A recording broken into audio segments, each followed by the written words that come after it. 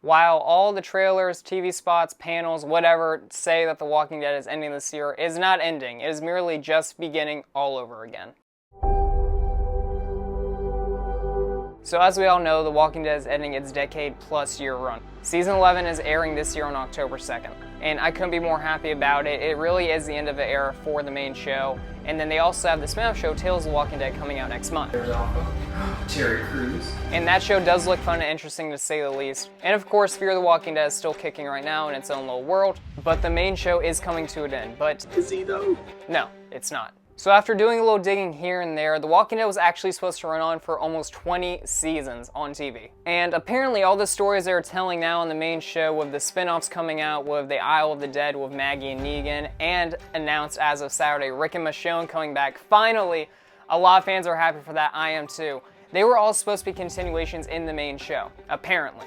So ideally, AMC wanted to run with The Walking Dead for 15 to 20 seasons instead of just ending it at 11. And while, yes, The Walking Dead is mainly based off source comic material from Robert Kirkman, and Kirkman abruptly ended the comic book with issue 193, spoiler alert of course, with Rick ending up dying and Carl telling this whole story through his perspective to his kid years and years later on after the apocalypse was no more, it really makes you scratch your head and think, was this their plan all along? Because this kid, which by the way, yes, this is Rick's autograph right here. I'll do a story later if anyone wants it by popular demand, but in the meantime, it'll just remain a mystery how I got this. With this kid being dead as of season 8, it really makes you scratch your head and think, are they really trying to do what they did with the comics?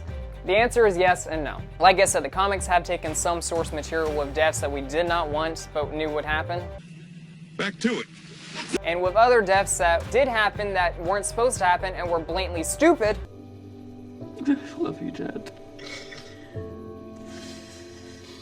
It makes you think what the showrunners were thinking with doing this sort of stuff, but then again, they were trying to keep you on your toes, like with keeping characters alive that would have died. And then killing off or writing off fan favorite characters that weren't supposed to be gone that soon or at all. In the master game, welcome to my world. The biggest one being Andrew Lincoln's Rick Grimes. After being written off in season 9, taken away by the chopper, early on in the season at that, not even halfway, which is kind of stupid and weird. After being taken by the CRM, this mysterious place that we only knew of in the shadows, that World Beyond was supposed to explain, but didn't really a whole lot. You traded someone to get into the CR, right?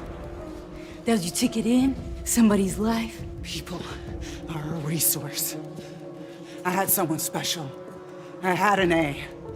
But I said that he was a B so he wouldn't end up in your mother's lab. I owed him that much. I have a B!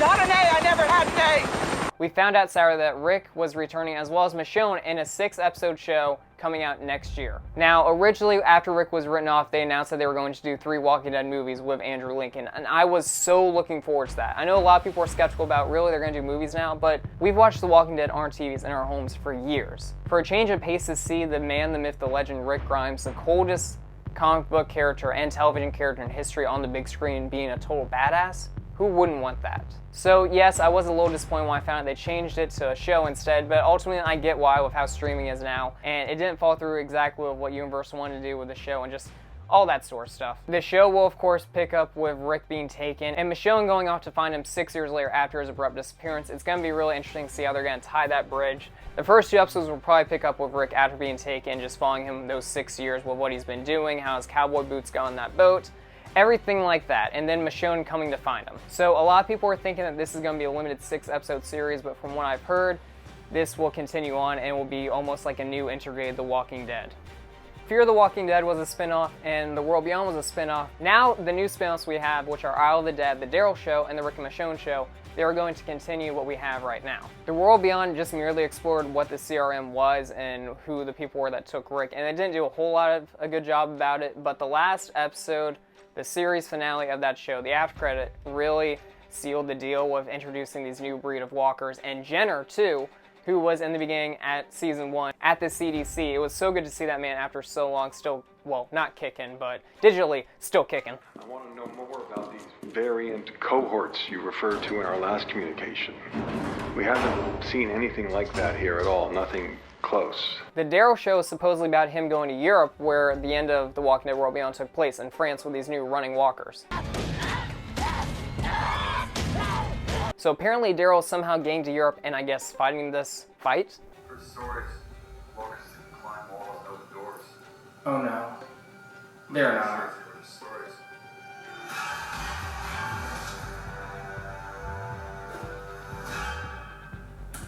So we did get some Rick intel.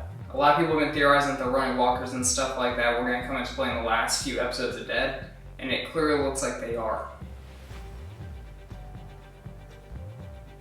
Rick's coming back in some way, shape, or form this season. You can't deny it.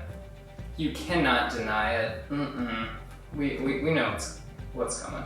The final season of The Walking Dead is going to show the Commonwealth arc tied up. It really looks like Aaron is almost taking up the Rick Grimes mantle with him losing the arm like Rick did and then having the same look like Rick has. The Walking Dead ending is mainly just a send off to all the other characters like Ezekiel, Aaron, Eugene, like all those guys we won't see again. Judith definitely is not a goner, I wouldn't think, because she has to get reunited with Rick at one point or another. Isle of the Dead is going to show Maggie and Negan in New York doing something, and I'm looking forward to that because when they released their little videos since they weren't Comic-Con, they said keep your friends close and your enemies closer. It's going to be really interesting to see these two working together because they started to finally form somewhat of a bond, not a friendship necessarily, but a bond. And after all those years of like Negan feeling guilt for bashing at Glenn and then Maggie feeling rage at Negan for doing so, it's almost like they're trying to finally bond and bury the hatchet, which I think is beautiful. Negan is one of the best written characters on the show. Maggie has been a well-written character since season 2. It's just really interesting. I'm glad to see these two characters going on to do something bigger and greater. You have big balls, Maggie Rick. The whole The Walking Dead not being dead now, AMC wanted to try to do all these different spin-offs and shows to continue on The Walking Dead, and with Tales of the Walking Dead coming out, that is really just a one-off show to introduce characters we already know, or like show how the characters we know got to where we were. There's going to be an episode about Alpha, and then, but I can only ponder what exactly the end game is here right now, not that I want the series to end so soon. My one request, though, for the final episode of the show is that the intro needs to be silhouette shots like they have right now of everywhere they've been so far in the show. And I mentioned this in a previous Walking Dead video. It just needs to go through all the motions, all the characters that have fallen in memoration, just like the trailer of showing all the big events and everything we have done so far leading up to season 11. All I can say right now is while the main show is going to be dead, the future is looking bright.